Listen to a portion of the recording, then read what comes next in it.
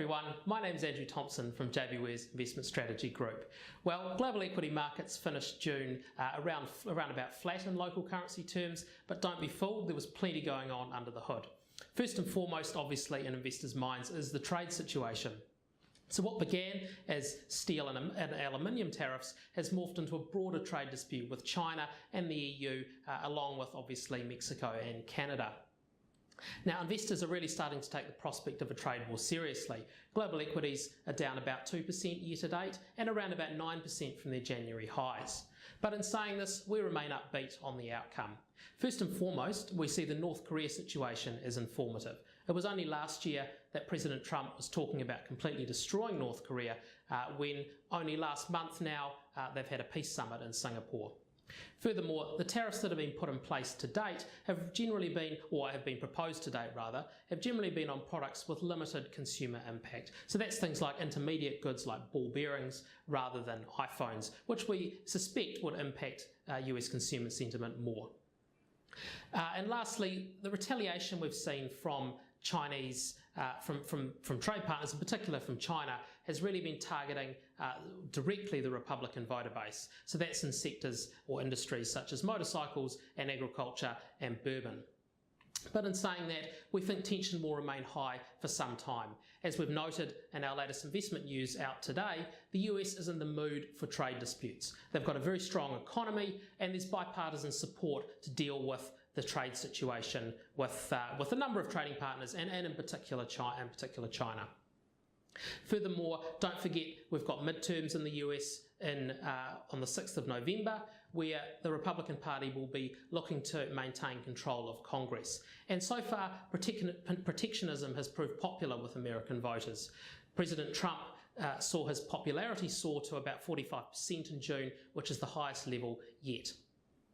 So as long as the trade rhetoric is supportive for the Republicans retaining Congress rather in November, we think that the message from Trump will continue until then. But in saying that, we think that midterm elections might prove a catalyst for negotiations rather than further tensions. But what if we're wrong? Well, based on the numbers that we're seeing, even under a scenario of a material escalation in the trade situation, we see it hard to see how this can tip the global economy into recession. The reality is that a trade war is generally immaterial or has an immaterial impact on global growth. And that's because restrictions on trade tend to mean manufacturing is shifted around the world and trade flows are distorted rather than destroyed. Further, we've yet to see any real evidence that the trade disputes to date are coming through into economic data. So for example, the ISM survey in the US hit a 30-year high in June. But at the same time, it's important to keep the context of this in mind. China is very important for the global economy in 2018, and China is slowing and deleveraging, as is their reform agenda, which leaves it vulnerable while this is happening. And a trade war wouldn't help China at this point. And so as a result of that, the impact that we've seen recently on the Chinese renminbi bears watching.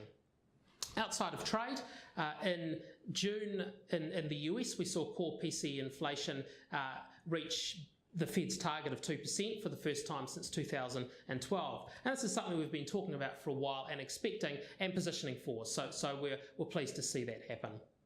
And just lastly, before I finish, we're heading into half-year earnings season in both the US and Europe. After a stellar earnings season in the US in the first quarter, which saw roughly 25% earnings growth, we see this as potentially a high bar to be beaten in the second quarter, but we still think the US is on track for about 20% earnings growth for the year.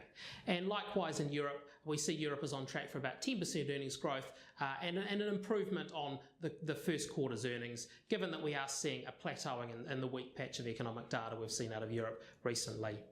So I'll finish there, but as I say, our latest investment news is out today, which contains more information. And as always, please feel free to get in touch with your JBWere advisor for any further questions. Thanks.